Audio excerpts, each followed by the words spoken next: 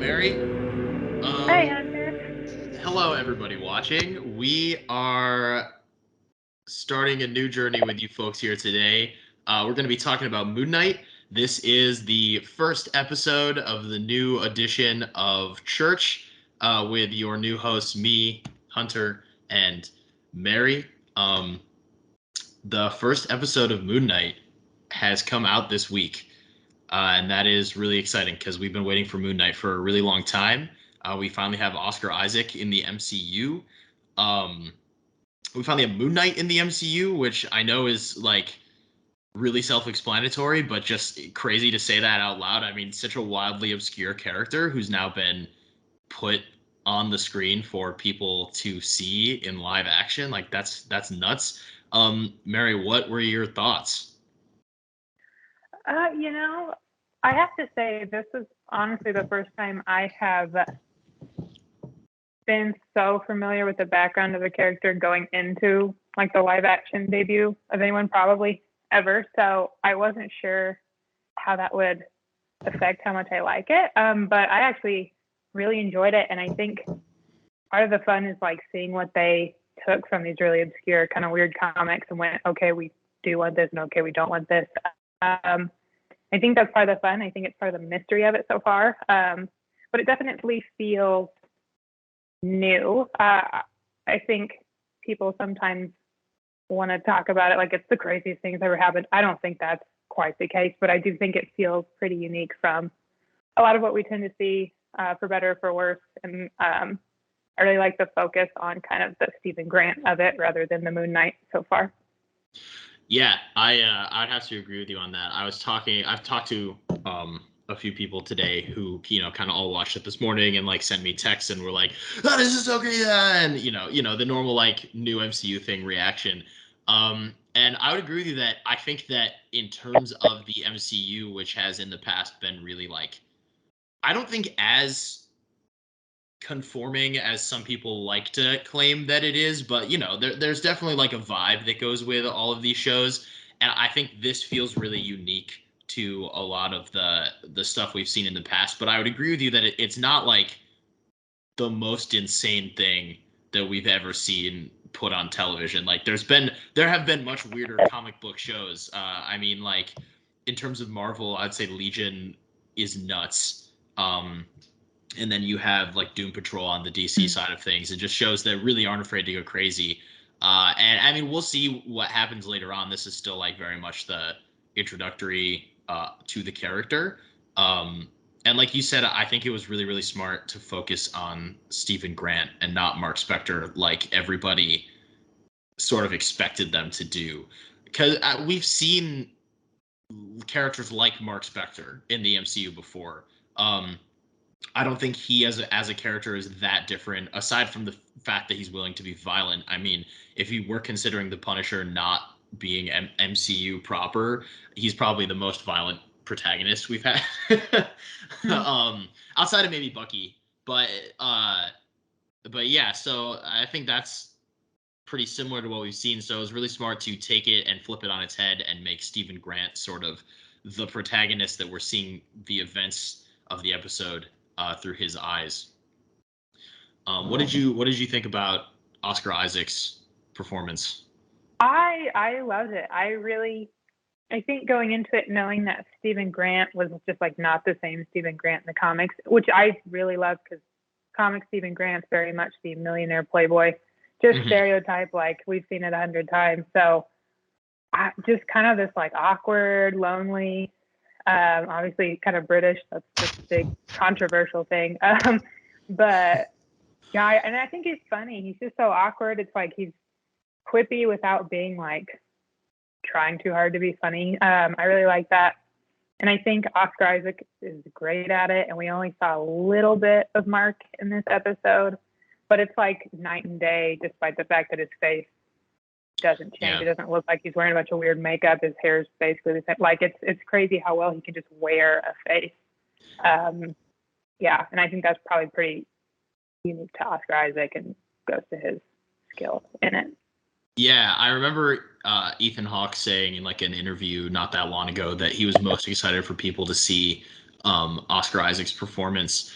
And I would agree that's one of my favorite. I think without that performance, this episode doesn't work nearly as well as it does. Like you said, the night and day thing. I mean, that makes me laugh because I think that's literally. I mean, from the first trailer when they played day and night, like as the music, it's literally what they're going for, which is great.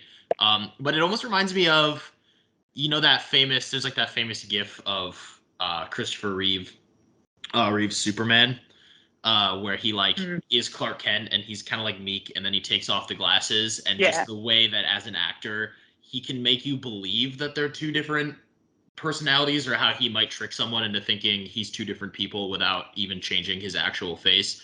I feel like Oscar Isaac does a lot of that in this, where like when he is looking in the mirror, even though it's the same person with the same face, it really does feel like two different people are like talking to each other, which is a testament to itself.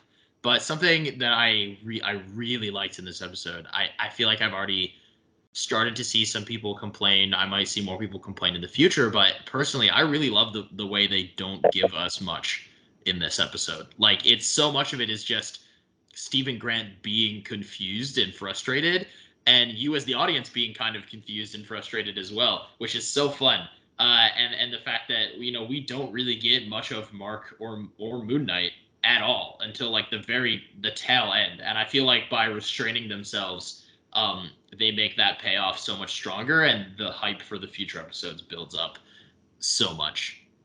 But I mean, even like the scene when he's on the date and he orders steak while he tries to go on the date, and there is no date because he's been blacked out for multiple days. He doesn't even realize it's been multiple days.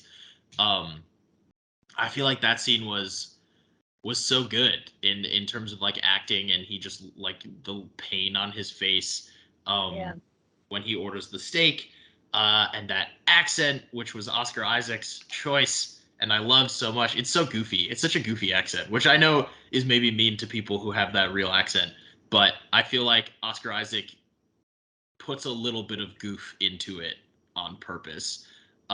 He is being nerdy and whatnot. But what were some of your favorite moments in this episode that you felt like really stood out to you? Well, it's funny because you're mentioning the steak thing. When I rewatched it today, that's one of the things that did stand out to me that I didn't necessarily remember the first time around. But like he gave off pain, and he just was so sad. I'm like, oh my god, poor guy. One of the things, and I agree too. I think the audience is basically Stephen Grant in terms of how they're seeing what's going on. I think that's really cool. And I know the head writer and I think others have mentioned that they looked at it, the show, in terms of like unique episodes. So I think there's a good chance we'll get to see different kind of perspectives throughout the time. So I think it's really cool. The first one was sort of a you're an ordinary person, what the hell's going on kind of situation. And I agree with the fact that the only Moon Knight we saw was that very end, and he's punching that creature, whatever we're supposed to know or not know it is so far. I think it looked like a jackal or something. Like jackal. They do say jackal. And then he just walks out, kind of mic drop moment. And I think that is fair for the first episode, because that's like, oh, okay, what's happening next? Like, this is a whole different ball game. Something I really liked is how they use mirrors and reflections so that Stephen and Mark can talk to each other. And I think they really kind of upped the real trippy vibe a few times when I think Stephen would keep walking and Mark would stay and just stare at him in that one spot. Right. It just kind of got almost just creepy with it, and I thought that was a lot of fun. And I think it's a good way to handle that without there being like a figment of, Mark Specter just over his shoulder, or just another voice, plus Khonshu's voice. That could probably get messy. But yeah, I mean, it was definitely very little Moon Knight, so I think that will have people upset. I liked it. I always thought the Moon Knight's a human, I guess, but that aspect is always so much more interesting. But I understand the criticism, but it's just the first episode, so it's like, well, I think it does have the same like vibes of what those Netflix shows were trying to do, of like trying to be withholding. And so like when they are finally in the costume at the very end, it's like more of a mic drop moment, and maybe trying to make it seem like when he is wearing the costume, it's like a bigger deal, like that sort of thing.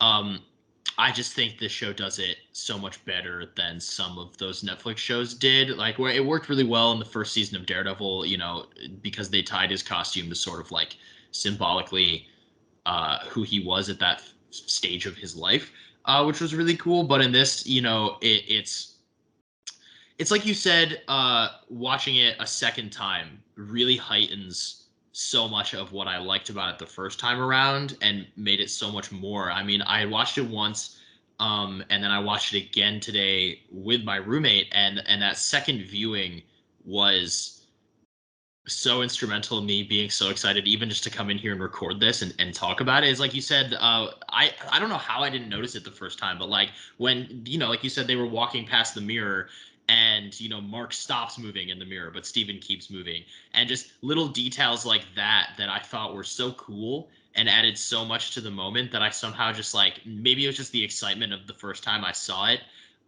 Even like when he's in the bathroom at the end and the jackal's like closing in on him, and he's pounding on the door, and he's Mark is like, let us, Steven, let us save you, and he starts like, the suit starts coming around him and whatnot.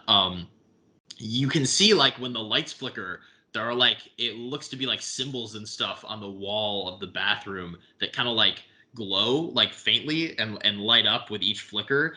And there's just like a ton of little stuff. Like there's so many little things in this episode that I think, going back and watching it a second time, or even once the show is done and you go back and you rewatch this first episode, seeing how many things it might have set up that we did not even think about it possibly setting up, uh, the first time we watched through it. Um, but yeah, I think the rewatchability of Moon Knight is going to be a really big factor going forward, uh, and I'm just really excited about a lot of that. Even, I mean, right off the bat, just how they set up all of the concept. I didn't even notice the first. I don't know how I missed the first time I watched it that Arthur Harrow, which we should probably talk about Ethan Knight a little bit, Yeah. has like rocks or glass in his shoes or something that he walks around on. That's literally how the episode opens, and somehow I missed the significance of that the first time I watched it, and then the second time watching it, I was like, oh my gosh, this guy's really committed to his bit. Like this is nuts. Um, yeah, what are your thoughts on Arthur Harrow and Ethan Hawke and that whole character? I'm not sure. I don't dislike him at all. I don't fully, and I mean we're not meant to understand him fully yet by any means, but he's obviously, and they've talked about inventing a villain versus like taking one of Moon Knight's classic villains, which is great, fine. But there's so many things that remind me of certain different villains throughout the comics. I don't know. I assume some of that's intentional. Like he's very much a cult leader type figure, and that was Patient 86 or kind of the Sun King, Rod, that whole saga. It reminds me a lot of that. But obviously, the connection to Emmett, that's a whole other thing. So he's interesting so far. I think he's mysterious. He's kind of creepy, but he's still kind of charismatic. Like you don't hate him. He doesn't like scare you away by any means, but I don't know. And I am very interested in his I don't know what to call it, how people will die, I guess, if Emmett judges them the wrong way. And he keeps saying, I wish you could live to see the world we create. Like I want to see what he's talking about. I kind of wish we can get there, or at least see what he's talking about, Yeah. But I think there's a lot there, and a lot of it's very heavy in that Egyptian mythology. And so it'll be interesting how hard this show goes into that, I think. Yeah, no, it feels very, like you said, it feels like it takes from a lot of different things in the comics. Like, even the name Arthur Harrow, like this is very much a different character than the Arthur Harrow that did exist in a single issue of one Moon Knight comic from like 1985 or whatever. But it feels like the writers went through and they took a lot of things they liked about a lot of different Moon Knight villains over many different time periods, and they just made an original creation who was kind of just a mishmash. all these different things. And honestly, it feels like a lot of the show is that. Like it's not a direct, Hawkeye was, I mean, not one for one, but it was very obvious there was a specific comic like series that they were adapting for that show. And even with like Falcon and the Winter Soldier, there was a lot of like who will wield the shield and a lot of like modern comics that they were like drawing inspiration from. But with Moon Knight, it feels like this show is taking decades and decades worth of Moon Knight stories and just like a ball of Play-Doh, like mixing them together to be this one like brand new take on Moon Knight, which is really really cool. So in this first episode, I feel like you are even more familiar with. I love Moon Knight as a character, and I've loved when he's popped up in things, and I've read some of his comics. For anyone watching this video, I'm in the all white. Mary, I even check this out. Check this out, everybody. I'm wearing. I don't know if we can see this. I got the pants and everything. Look at this. I'm wearing all white. We're all thematic. It's wonderful. But you are a lot smarter than me. So I would like to hear you take the Moon Knight comics that you've read or you have knowledge about. What did you see watching this first episode? Like, what comics did you see them taking inspiration from? What characters did you see popping up? There's a little Easter egg in there, which I know we published an article about today. I think you wrote that, but yeah, tell me about the comics, Mary.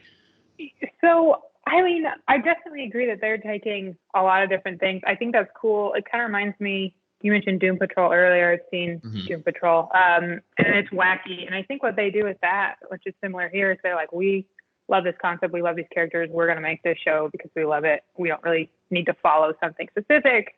We'll take bits and pieces. And I think that can be really good. I will say I do feel like it definitely feels like more recent runs in Moon Knight. I mean, you talk about like the 80s. That's just like classic kind of vigilante. He's fighting some weird people. You don't see any of that here. And I mean, it's one episode. But I realize I don't know how to pronounce this author's writer's name. Is it Lemire or Lemire? What's funny is I was avoiding it for the same exact reason. I think it's Lemire. I've met him. I should know this. You really did. I really should know this, but I met him at a convention once. Super nice guy. He drew a little Hawkeye sketch in a book for me. But yeah, I have always thought it was Lemire, so maybe we can go with that. Yeah, I think that sounds right. I see so much of that just in terms of in that run, he goes in and out of reality and what he doesn't know is reality or not so often. And I saw a lot of that, obviously, when he would black out and he'd become Mark, or that's what we're assuming he did in a lot of these situations. He'd wake up somewhere else and then he'd wake up in bed. It's like, okay, was that a dream? Oh, turns out later, probably not. He's saying things. So much of this psychological aspect of the character really came much more recently, I think, in the comics for Moon Knight. I mean, it's the corniest stuff back in the early stuff. It really is. And there's like a break between like kind of the mid 90s and mid 2000s, but it's, and that's where like Arthur Harrow, the name come from the one-off. I assume they did that for a reason. Like they could have picked a random name. They could have come up with a name, but they picked that name. And I think that'll be interesting to see if that really has some sort of hint as to why they did that eventually. But obviously, I think we know it's going to get into some of the territory with like Ellis because we know Mr. Knight is coming. We don't know what that's like yet, but it's definitely playing on the more recent focus on the DID, focus on the psychological versus the guy in a suit running around a city in a moon-shaped helicopter fighting vampires. Dude's named Midnight Man, which we could see later. I don't know, but so far, it seems like they're taking a lot of the recent stuff, which makes sense. I mean, it's more modern, probably more digestible in a lot of ways, but yeah. Yeah, no, I think you're right. I feel like they're smart to do that in the sense that as someone who knew of Moon Knight like tangentially through other characters and more so recently kind of started looking into him deeper, it feels like there was sort of like a Moon Knight renaissance in the comics in the past like 10 years, where there were a few runs that really took the character and embraced the madness of him. And it does really feel like that's what they're going for here. Like you said with the Arthur Harrow name, I feel like that's going to be really interesting to see if they actually do something with that. Um, I mean, comic shows have a weird history with that, where some of them will invent original characters and give them original names. I don't know, maybe with the hopes that the comics will adapt them or just admit to the fact like this is a brand new character. Let's just go all in on that. And I feel like as and I do like Agents of Shield. I'm very open about that. I know that's like people go back and forth on that. I love Agents of Shield, but they have a weird history of like sometimes they would introduce an original character and give them an original name, and that's just like a brand new character. And other times they would introduce who was essentially an original character and give them the name of a one-off character who was in one issue of like a random Nick Fury comic in like the 90s or something like that, just to say like, oh, this is an adaptation of a comic book character. And I can't tell if that's the creatives wanting, just enjoying having comic book character names in their comic book shows, or if that is a result of some fans being annoyed for whatever reason when a show uses original characters, because a lot of people want to look at an adaptation and have all of it be from the comics. And I think that there's an awareness of that when they're creating shows. And I think that they've started just like assigning comic book character names to original character creations to appease that desire for people to, watch the show and be like, no, that's not, and that's Arthur Harrow. He was in the comics. Like, don't worry about it, and that sort of thing. But they'll use a really obscure name so that they can still do whatever they want with the character, and no one will be like, well, there's a long history of him being an evil scientist instead of a cult leader. It's like, well, it was like maybe 15 pages in the 80s. But yeah, I'm very curious to see if any of Arthur Harrow's established comic book roots make their way into this adaptation, or if he continues to be sort of an original mishmash of a lot of things. But the MCU does like to do mishmashes. Like there's a lot of characters and a lot of adaptations where they were like, we're going to take 4 characters that we like and make them one character. I mean, the Iron Man movies did that all the time. So many of the Iron Man movie characters are like 2 or 3 characters put into one character. Um, but yeah, no, I feel like this show is definitely going more for like the mind bendy trippiness of the modern comics than any of the more like vigilante based actions of the earlier comics.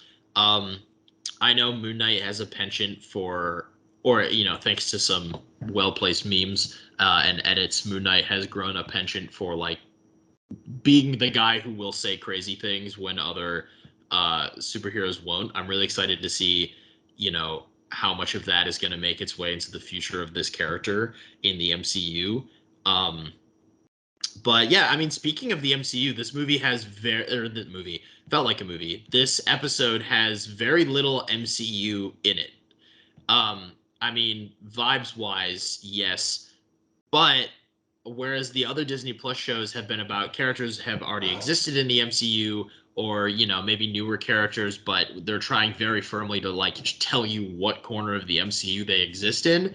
Um, this show, it's just kind of its own thing. Like you could watch this and it not even assume off the bat that it was within the MCU.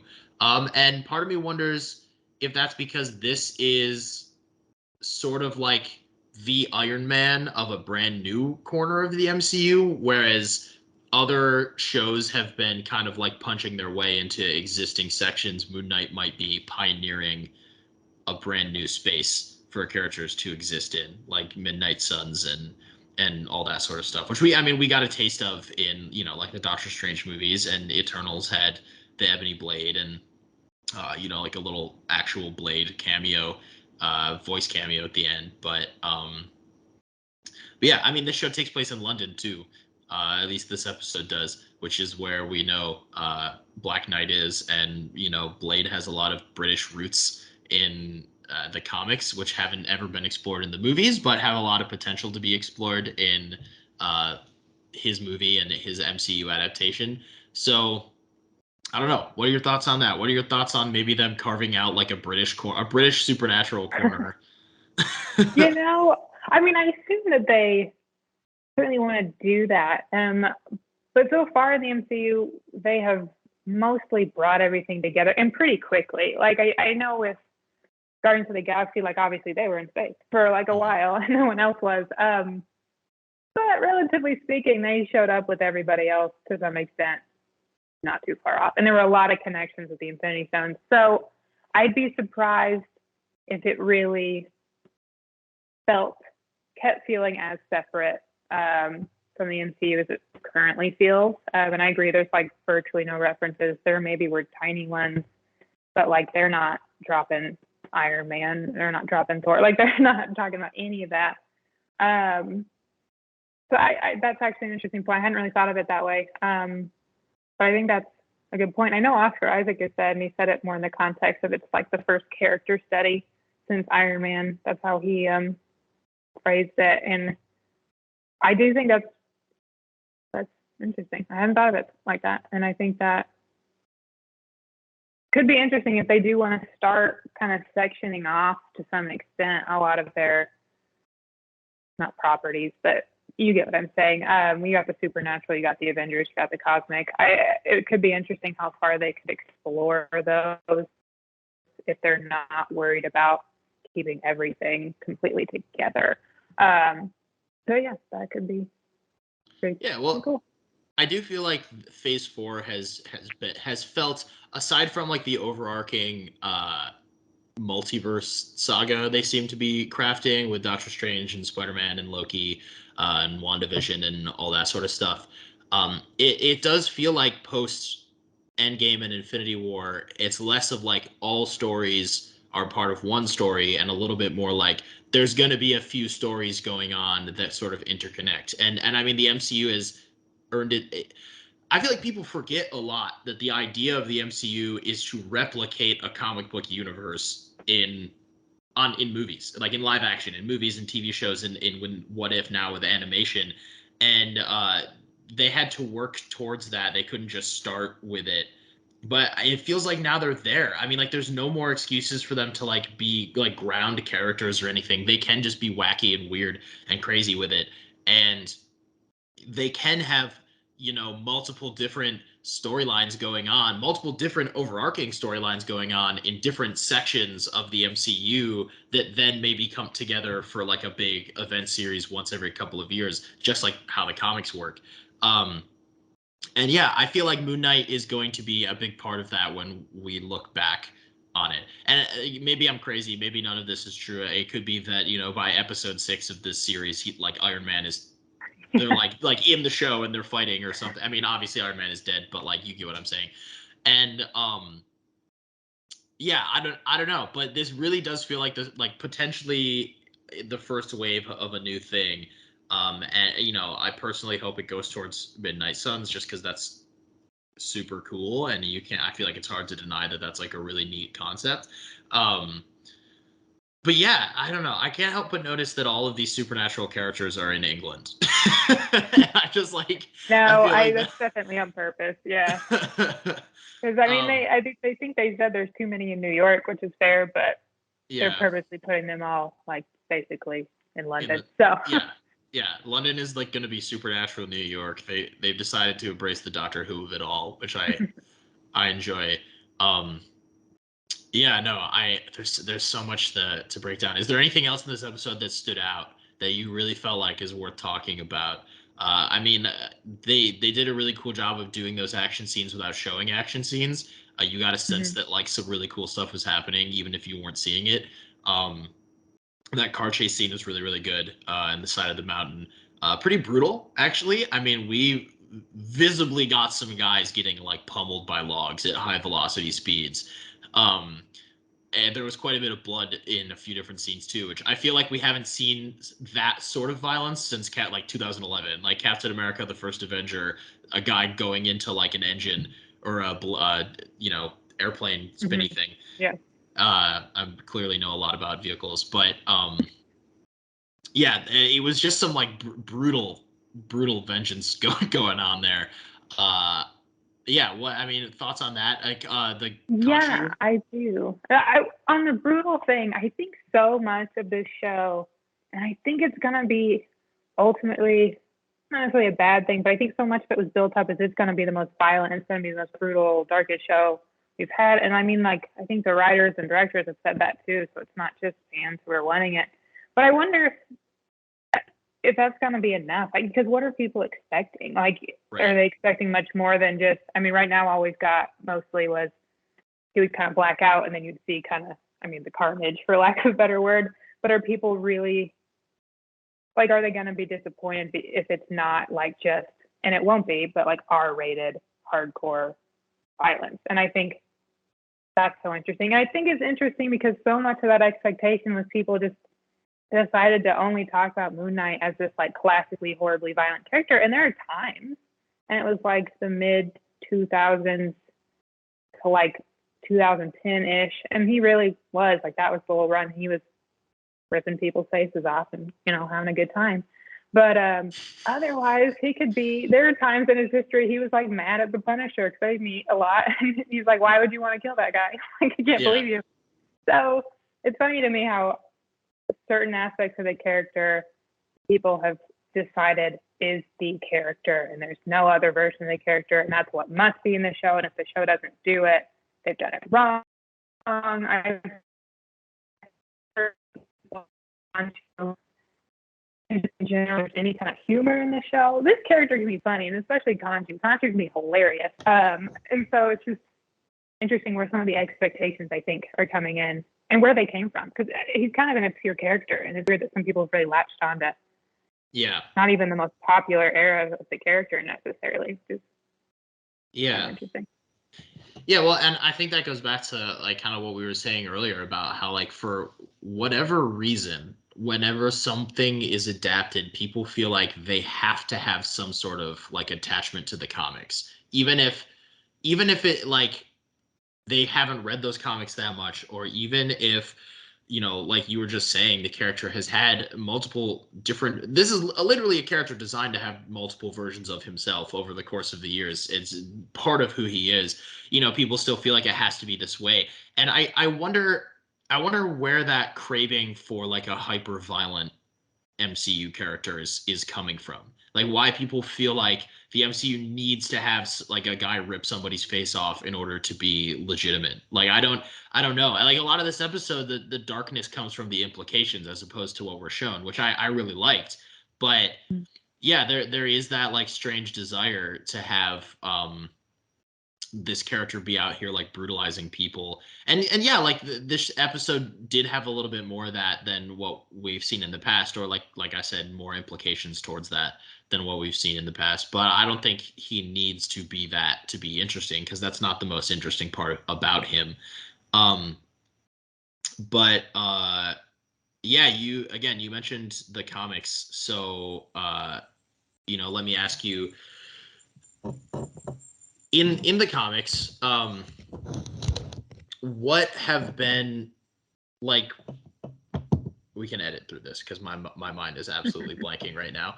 I was gonna ask you, what were you saying about you said something about the comics and him being violent in the comics. Yes. I remember. Hold on, I'm trying to remember what I said. I was something about I know. Mid 2010. He was very violent. He previously he was classically corny, like back in the 80s and everything. Like he was very much the I would never kill somebody guy, like that very classic. Right. We've seen it 100 times. It's back. You brought it back. Okay, so we'll cut where I said I was gonna edit, and then we'll start here. Okay, so let me ask you then. You mentioned the 2005, like 2010 was like super violent and hyper violent and all that sort of stuff. But prior to that, you kind of mentioned that there was like corniness to the character. Outside of the violence, what do you think the rest of this show can adapt for this character from his long comic book history to make it be like a really great Moon Knight adaptation? Like what else is really good about this character that people can expect to see or might want to expect to see outside of just him being, the Punisher with a cape? Yeah.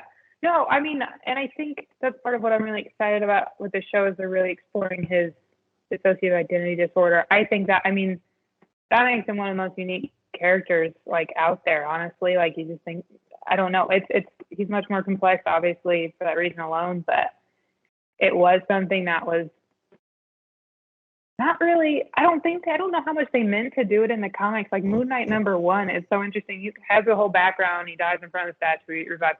And then like the last page, he's like, okay, so now I'm these three people and Moon Knight. And it's like, oh, interesting. But it's really how it happens. And Yeah.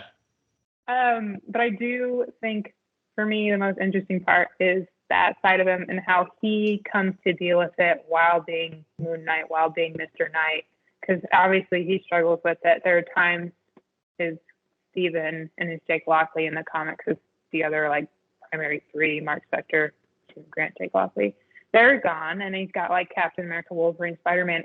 There's just so many possibilities to explore his mind and how it works. And you've got this Egyptian god kind of talking in his ear, and I think this whole concept of is this real, is this not, is this in his head, could be so interesting going down the line. How is he going to interact with other MCU characters if he does join up?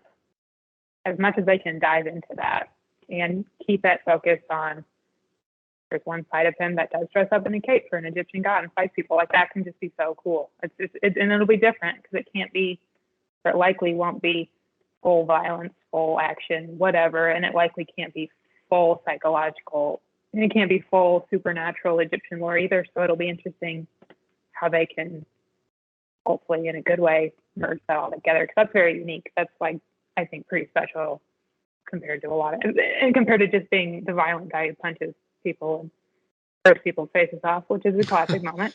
And then, while there is something I would love them to adapt, which they never will, but after he rips Bushman's faces off later, he keeps his face and he puts it on while he's looking in the mirror, and Marlene, his girlfriend, walks in doing that, and that's funny to me.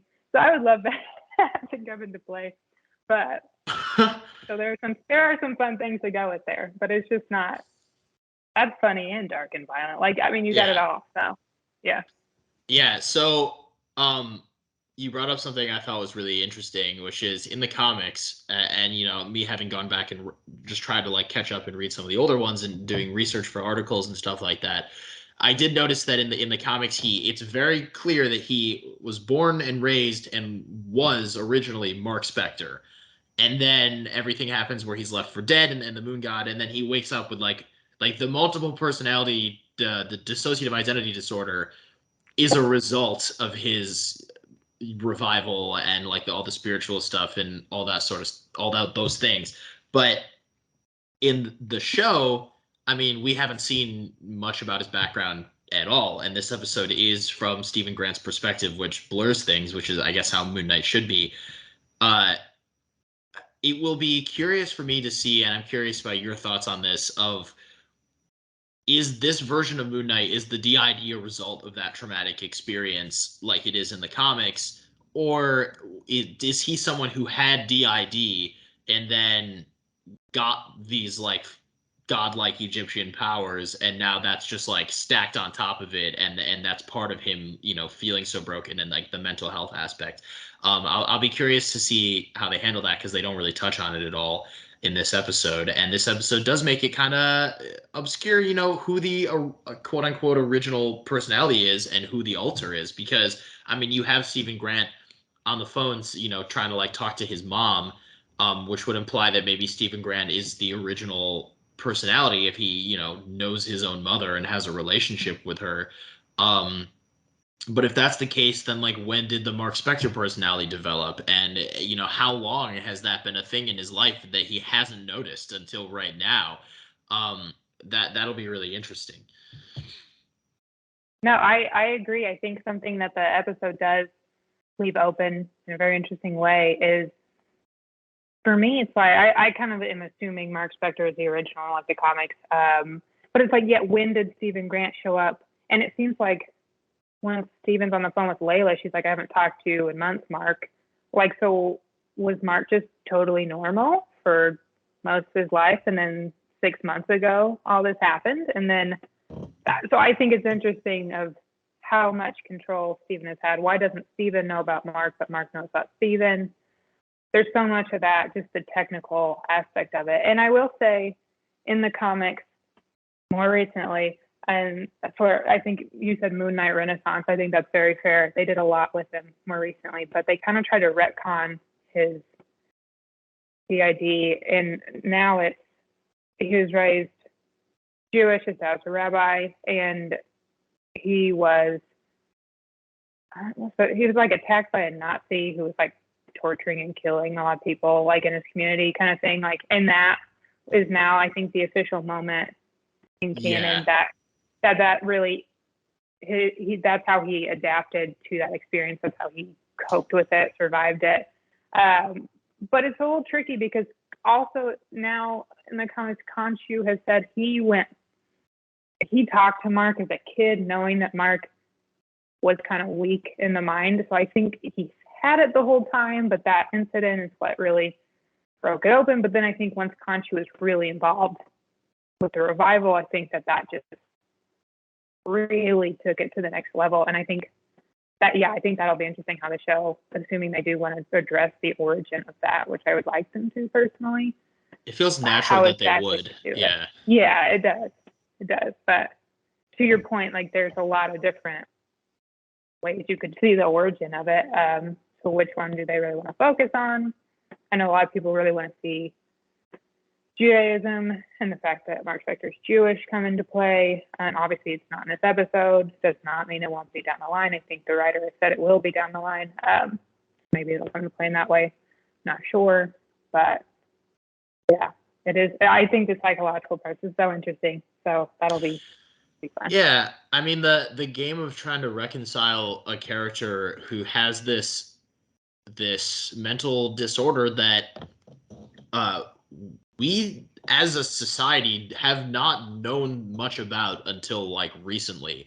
And now you have this character who has had it in the comics and was created as having it back during a time when it did seem like this weird supernatural thing, and we weren't really sure what the cause of it was or how it worked or yada yada yada. And so it makes sense that it would then find its way into a comic book, back in like the 70s and whatnot.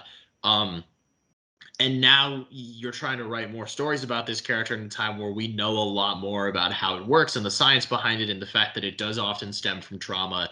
And maybe it's not just the result of this like supernatural experience or something like that. So yeah, I guess it would make sense that modern comic books would be looking back on that and saying like, okay, we can make this more realistic. We can make this more, what's the word? Sensitive to like what is actually like people who suffer from this, like what they're actually experiencing and why they're experiencing it. And yeah, mental health is something that a lot of these Disney Plus shows have been tackling, and a lot of them have been doing in a lot of different ways, which is really cool. I mean, mental health is something that's really important to me, so like I'm glad to see them kind of addressing it. But I mean, it's going to be a crazy show, and there's a lot of crazy characters and concepts, but it will be interesting to see how they take this like very real and very unique thing that there are actually people dealing with, and try to like reconcile that with the Egyptian supernatural side of it and when did it stem from. And yeah, there's a lot of ways that it can go really right and be really really cool, and there's also a lot of ways it can go really wrong. So I'm really hoping that it's not the latter. Yeah, me too. Everybody is, yeah. Yeah. Yeah, I mean, what else is there to cover from this episode? There's the little like we mentioned earlier, Frenchie Easter egg there when he's looking through the phone. I'm curious your thoughts on that, or if you think that comes into play at any point. Yeah, so I mean they really kind of, and it wasn't like that long after I rewatched it, but I remember the first time I watched them, like they really hung on that name in the phone like more than they usually do for Easter eggs. Normally it's just there with everything else, and like who really noticed Yeah. it at the first time. But it was like stopped on it, and that's the only name you could see. So yeah, Duchamp, not French. It was But the only name that wasn't Layla. Like it was yeah, Layla, Duchamp. Duchamp pause on that. Yeah. Yeah, you know, and like Into the Spider-Verse, there was that Easter egg where Miles scrolls through his phone and there's like all Right. the names. But Yeah. like you said, he just scrolls through it really quick and it's not Yeah. like hung on. But this show is really like, That's hey, look attention. at this name, you know? I know. Yeah. I think that's really interesting, and I think they've also said they're okay. So Frenchie Duchamp, Jean-Paul Duchamp. Also, I don't know if he goes by Frenchie. Mark Specter called him Frenchie a lot. Was like his longtime buddy. He was a mercenary with him after the whole Khonshu thing. He helped him be Moon Knight. Flew the moon copter around. They were good friends. Then see his legs got like completely crushed. I mean, he got bionic legs. They had like a falling out. That was in that mid 2000s time. It's not clear, but and so he's like as traditional of a Moon Knight character as you can get in my mind. And so is that hinting that down the line we might see Frenchie? It's hard to say. We don't know much about Mark at all, and that would be a Mark character. Mark obviously has a life before whatever Stephen Grant's doing. He knows Layla. He became Moon Knight at some point. So Yeah. maybe. Or maybe it's something they can introduce later because they can only do so much in 6 episodes. But we did figure out too more recently, and we've talked about it, the Crowley that was also in there. That was also a classic. Your audio cut out for a second, like right after you said Crawley. So Can you hear me now? Yeah, I can hear you now. Okay. Where should I start? At Crawley. Okay, so there was another Easter egg, but it was similar. The kind of gold human statue guy that Stephen was talking to so much. Apparently in the credits, his name is Crawley. Crawley's traditionally a homeless man that Jake Lockley, kind of the third Mark Specter personality, like they were friends, but he used them kind of as information for like street level crime type stuff. So, I mean, that's at least giving a nod to Jake in the comics, giving a nod to Crawley. And I think how much are these are just Easter eggs, or are they hinting something more coming down the line? It's hard to tell. But the fact that both of them were in this episode, and especially Duchamp, they did just pause on it too long for me. I'm not going to let that go. But yeah, I think it's possible. I don't think they'll be big. I don't think they have enough time. But they could pop up as actual characters. I guess Crawley already is, but you get what I mean. I don't think it's out of the realm of possibilities, but we'll see.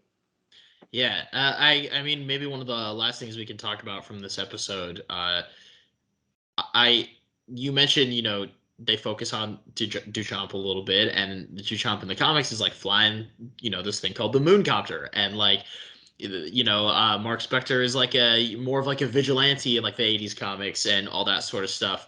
And I feel like there is a side to Moon Knight that's very like technology based, or at the very least like gadgety based, that isn't really a presence in this episode at all. And I mean, when we finally do see Moon Knight at the end, he like it literally supernaturally, spiritually, whatever it ends up being, wraps itself around Steven or Mark, because Mark is kind of taking control of the body in that moment. And it's not like a vigilante suit that he's putting on to like Matt. It's very much like, this is, I am the fist of Khonshu, like I am a supernatural being.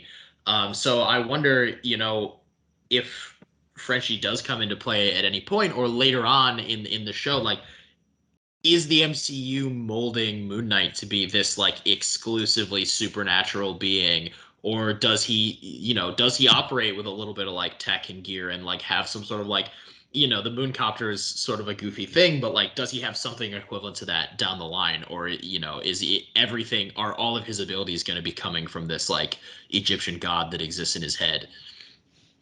That sort of I thing. think that's a really good point. Because I mean, if you think about some of that classic supporting cast like Frenchie or Crawley, like that very much comes with he's not completely directly connected to Khonshu at all times, and he's not, it is his own outfit that he's wearing. He has gadgets, all that stuff.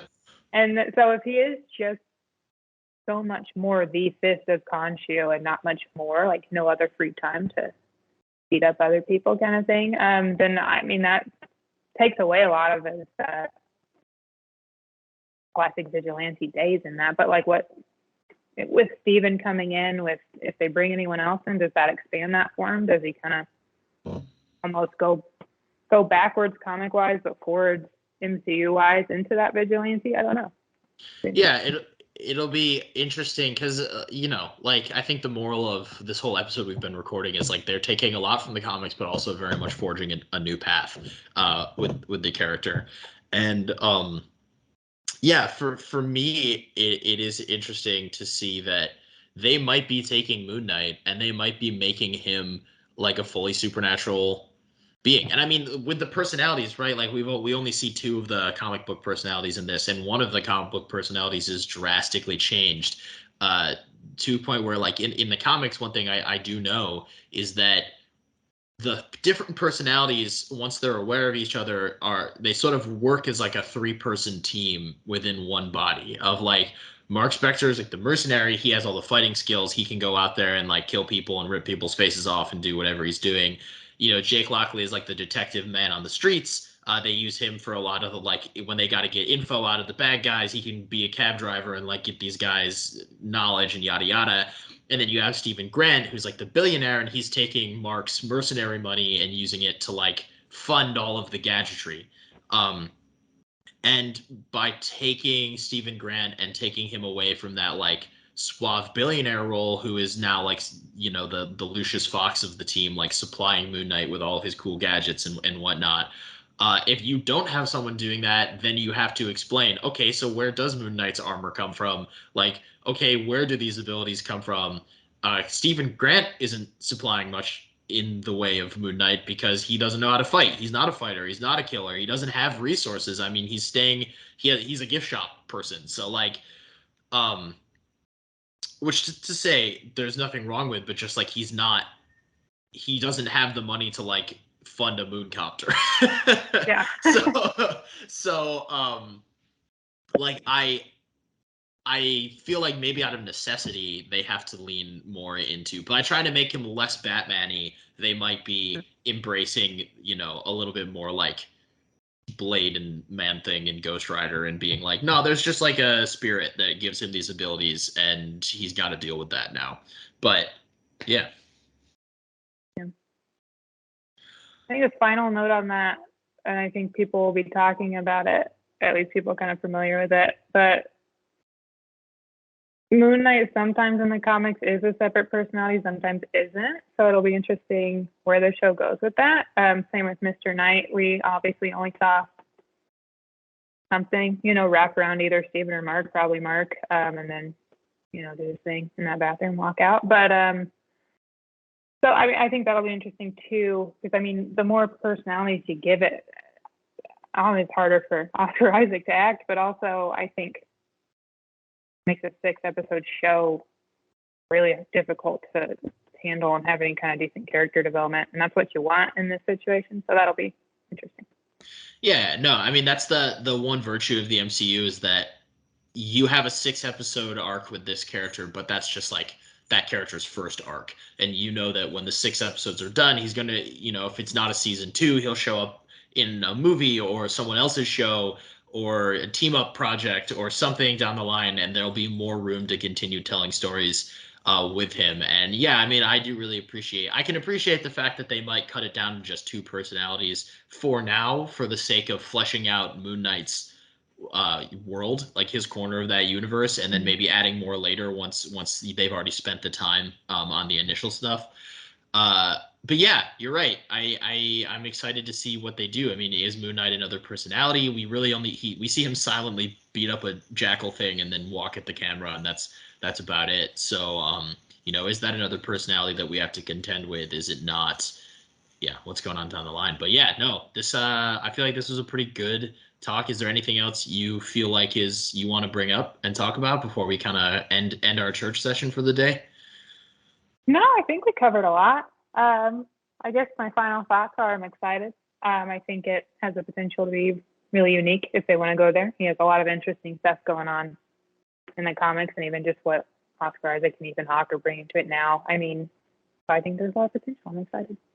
Yeah, I'm sure we'll get a chance to talk more about Arthur Harrow and Khonshu and the expanding world of Moon Knight in future episodes. I'm really excited. One thing I did want people watching this video to see, I don't own any Moon Knight paraphernalia, so I went with the all white outfit, a shirt I never wear, pants I never wear, made it look really good. I've noticed you're maybe wearing a Moon Knight. I forgot I was. Yeah, I know. Specter. I think it says Moon Knight on it. Oh, that's a great background. You've just disappeared from the Hard to camera. say, We saw it. but There it yeah. is. Yes, I yeah. felt And like it's the people light deserve to gray. see He's that. kind of light gray in the show, so it works out. Yeah, he's like a light gray, whitish mummy dude, which is fantastic. Yeah. Um, all right, so this was really fun. I'm excited to do this next week. We'll be back, everybody, talking about Moon Knight episode 2. Um, title to be determined in a week. But yeah, I had a good time talking about the goldfish problem, Moon Knight episode 1. I hope everyone enjoyed watching.